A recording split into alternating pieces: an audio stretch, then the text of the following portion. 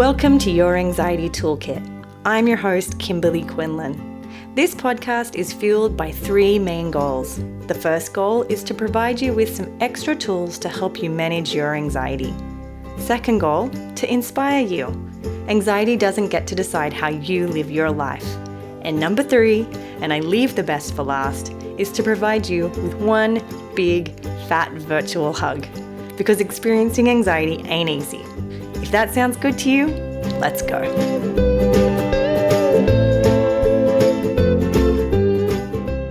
Welcome back, everybody. Today we're talking about talking back to anxiety. And we're really talking about the power of positive self-talk.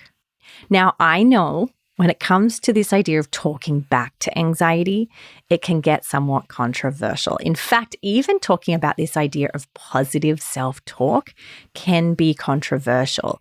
And I will be the first to say there is nothing worse than when you're struggling with something that's really painful, people say, oh, just be positive. Like, that is not what we're talking about here today. In fact, I have a personal twist on how I like to consider positive self-talk. You probably have heard me talk about it before, but I felt like it was time for me to revisit these concepts that I find so incredibly powerful when it comes to talking back to anxiety or, being positive, staying positive, engaging in some form of positive self-talk. So let's talk about it. When we consider what we mean when we say talking back to anxiety, what do I really mean by that? So first of all, I want to sort of get to one of the controversies is what I'm not saying is that when you have anxiety, you tell it to go away or stop. Because we know that when we do that, when we try and suppress anxiety or we try to suppress our intrusive thoughts, it usually means we have more of them, right? So let's just get that fact, scientific fact out in the eye. So we know that is true. But when we're talking about talking back to anxiety, when I'm talking about it, what I mean is it's saying, when you experience anxiety, whether that be in the form of sensations or in thoughts or feelings or, images, how do you respond? How do you converse with your anxiety?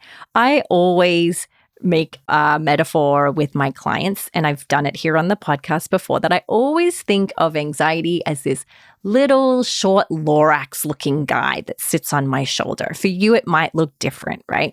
But he sits on my shoulder and he's in a beach chair and he's really lazy and he's wearing sunglasses and he just wants to mess with me as much as he can, but in the most effective, lazy way. And how does he do that? He does it by knowing exactly what bothers me and throwing that at me first. He's not going to throw some random thing at me. He's going to go straight for the thing that he knows I value because that's where my anxiety is going to show up the most, right? And then when he shows up, it's up to me then to be skilled in how I respond. And one of the ways we respond is how we talk back to it. So the first thing I'm going to ask you is when your anxiety tells you of the thing that you value, talks to you about the thing that scares you, that hits you right in the gut, how do you respond? Do you yell at him and say, get off my lawn, you horrible thing, right? Which is, none of this is bad. I just want you to get to know. How do you respond? Do you say, no, please go away. I don't want you. I'll do whatever you say. I'll do whatever compulsion you tell me to do. I'll avoid whatever you tell me to avoid if you just quiet down. Some of us, instead of doing that, instead of yelling at anxiety, we yell at ourselves. We say, what is wrong with you? Why are you always anxious? You're a loser. You're bad. What's wrong with you? Something is seriously broken about you. Why have you got to have anxiety all the time? And you engage in a ton of self-criticism and self-punishment. The ones I just gave you are some negative self-talk examples, like, what's wrong with you? You're a loser. You're such an idiot for having this anxiety. You're stupid. And I want to remind you that you're not. This is not about your intelligence. It's not about who you are, what you are. Your anxiety has nothing to do with any of that. Some of us are just genetically prone to having more anxiety. But we use this negative self-talk, we use this criticism, this self-judgment to try and beat out the anxiety, like as if we could beat it out of ourselves. But the facts are, this negative self-talk doesn't motivate us to change because we were never in control in the start. We can't control our anxiety and whether it shows up, right? So that doesn't work. What we do know that does work is positive self-talk. It is one of the most successful ways of motivating ourselves.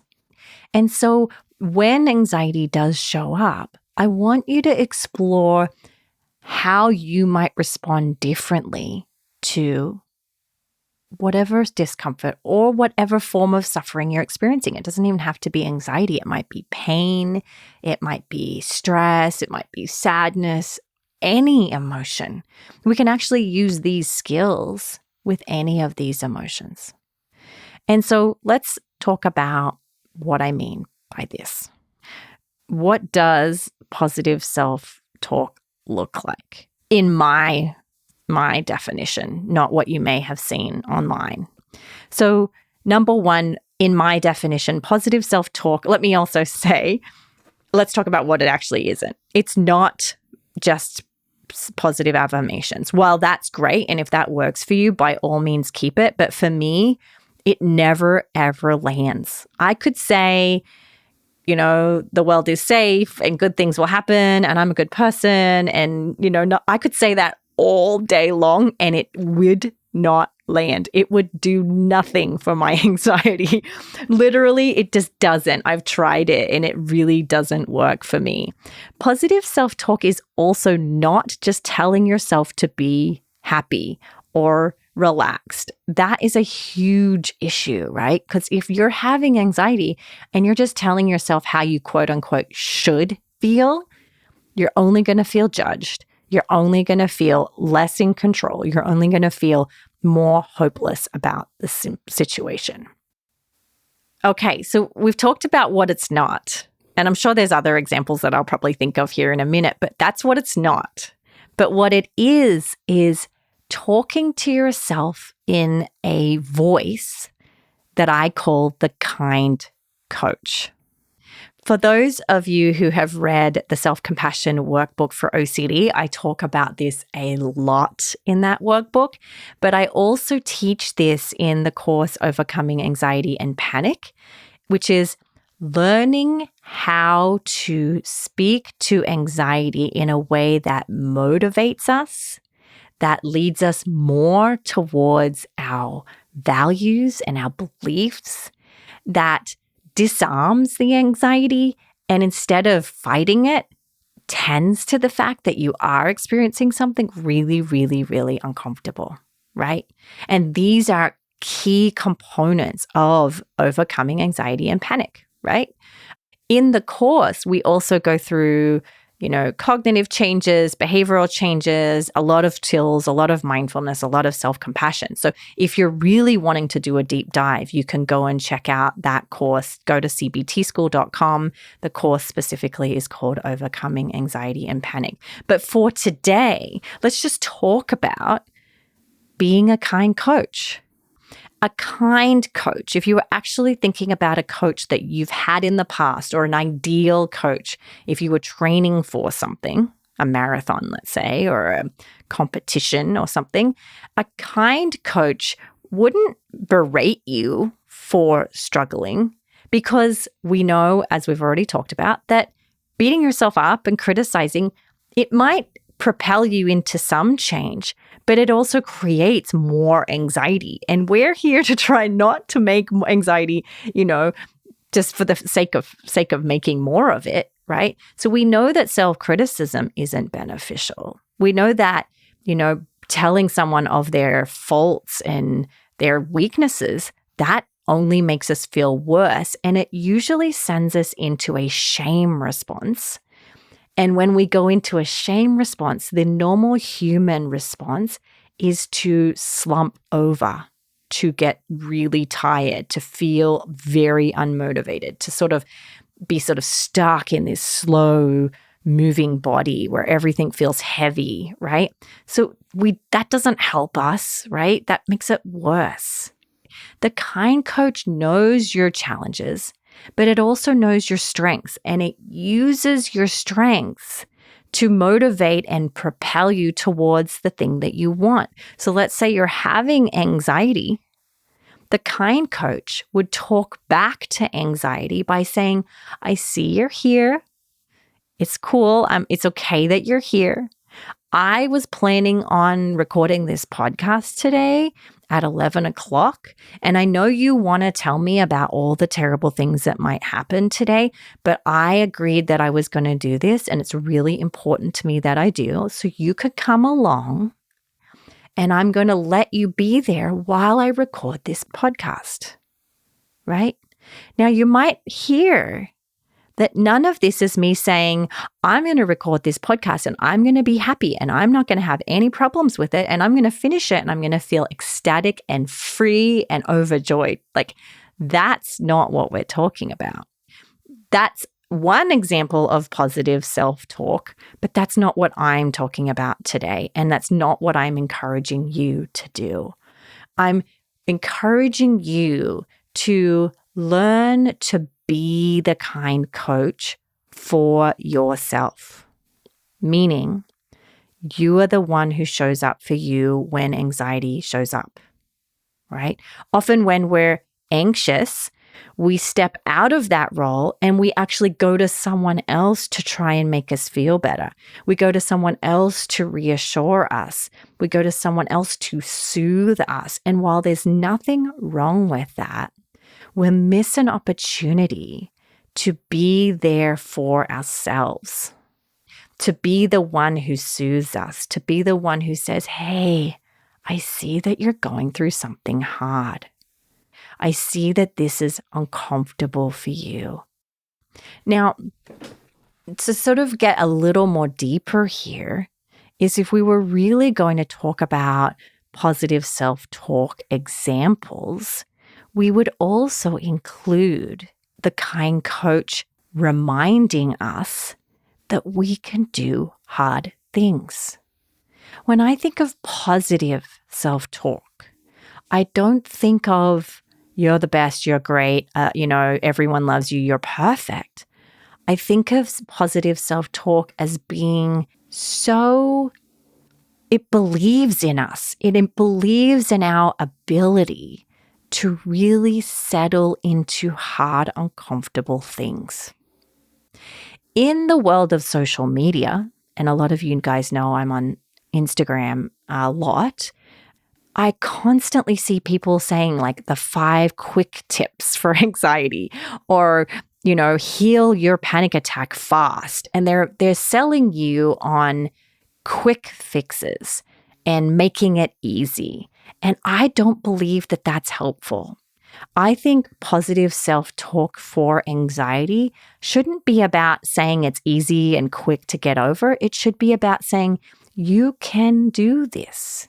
You can tolerate this. You can ride this wave of discomfort out. I believe you can because you've done it before.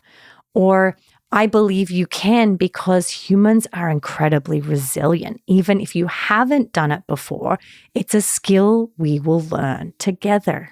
That's how a kind coach talks. Even if it's, like I said, let's say you've always avoided something and it creates so much anxiety for you. And you're basically, your brain is saying like, I'll never be able to do that one thing. My kind coach, if I really listened, would say, I know you haven't been able to do it in the past, but I have seen you in so many other areas overcome different things that you've never done, but then you were able to do it with practice and repetition and kindness and support. And I do believe this is another opportunity for you to do that. That's what my kind coach would say. And this is something you can start to practice for yourself. If this is really hard for you, another way of doing it is saying, what would a loved one say to me in this example? And then you just practice saying it to yourself. But this is a grand gesture of self-compassion. It's a grand gesture of encouragement, motivation, positivity that isn't toxic, right? Because we know that positivity can sometimes be so toxic and dismiss what we're going through. And this is not that. Now, when we talk about talking back to anxiety, we may also have to practice this idea of talking back to depression too. And what I'm going to encourage you to do here is use exactly the same tools. So let's talk about it. If you have depression, your brain is telling you these lies like you're terrible and nothing good is going to happen and there's no point and you're useless. Talking back with positivity, like you're the best, again, is not going to land. Saying you're wonderful, you're really great things are going to happen. Some people find that really beneficial. And if that's you, by all means, keep using it. It's incredibly powerful. But for a lot of us folks, that won't land. And so I find it really much more beneficial to talk back to anxiety and depression with this kind coach voice, someone who coaches us through the depression while it's there, because it's going to be there. It is here. There's no point us telling ourselves just to be happy because it is here, right? And I find it to be so incredibly helpful. Now, in addition, there is also some controversy around talking back to OCD. A lot of people say, doesn't that become compulsive? Doesn't that sort of get in the way of the actual foundation of ERP? Well, what I will say is, once again, it depends on how you're doing it. If you're talking back to OCD, which we know is a disorder of uncertainty and doubt, if you're talking back by going, bad things won't happen, no, you're fine, nothing bad is going to happen, well then yes, you will be engaging in compulsive self-reassurance or reassurance in general. But what I'm talking about here, when it comes to talking back to anxiety specifically related to OCD, is the kind coach will say, I believe you can handle hard things. Just a few more minutes. Let's ride this wave of discomfort out. Can you tolerate another 10 minutes of uncertainty? Can you, it might, instead of saying it as a question, it might say, let's do it. Let's try for another 2 minutes of not engaging in that compulsion. So you're talking to anxiety, you're talking to depression, you're talking to OCD, but you're not doing it in a way that dismisses how hard it is. You're not doing it in a way that overlooks the actual reality, meaning like you're not saying just be happy or just ignore it or just think about something else, right? And you're not doing it in a way that creates compulsive behaviors that keep you stuck. The kind coach encourages you to keep trying. It validates that you've had a hard time and that this is hard. It reminds you of your strengths, whatever that is. Maybe it tells you you're resilient or you've done it before. Or it might gently remind you to use your humor, if humor is something that you're really good at doing. It might remind you that of any strength you have, and it won't use your challenges against you. It's radically, absolutely, unconditionally there for you, even on the low days. It encourages you to just go a little further, try a little bit more, but not in a like, get down and give me 20 push-ups way, like a mean coach would. It's saying it in a way that feels doable and motivating and is kind. Okay? So that's what I want you to practice.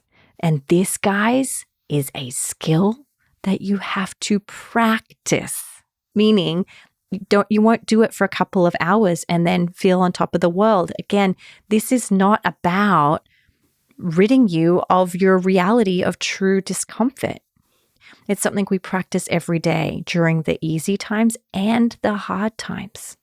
This is how we talk back to anxiety. This is the power of positive self-talk when used correctly. So that's it. That's what I want you to practice. What I would do with me, because I'm a little bit of a track it kind of girl, is I would encourage you to track it, to track when you were engaging in the kind coach. What did the kind coach say? I would also track when other people sort of act as the kind coach, maybe a loved one, a family member, a boss or colleague or friend.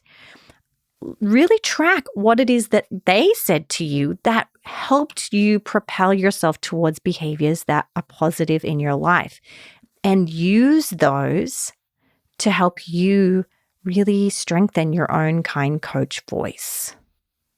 You may also want to track when you get caught up in self-criticism, right? Because that too, sometimes when you're tracking it, it helps us be more aware of it. And when we're more aware, we can catch it sooner and intervene sooner. So that's what I would encourage you to do. If you don't like tracking, that's fine. I don't want to push you in a direction that doesn't work for you. As you always know, I just want you to take what's helpful here and leave what's not. But this is a skill I really hope that you do engage in and start to practice. Okay. If you're interested in any of the courses I've mentioned today, please go to cbtschool.com. You can also go to my private practice website, which is kimberlyquinlan-lmft.com. I am a therapist with 9 therapists who work for me, helping people with OCD and anxiety. We are in Calabasas. And so I would love to connect further with you there. Have a wonderful day, everybody, and remind yourself that it is a beautiful day to do hard things. Please note that this podcast or any other resources from cbtschool.com should not replace professional mental health care. If you feel you would benefit, please reach out to a provider in your area. Have a wonderful day, and thank you for supporting cbtschool.com.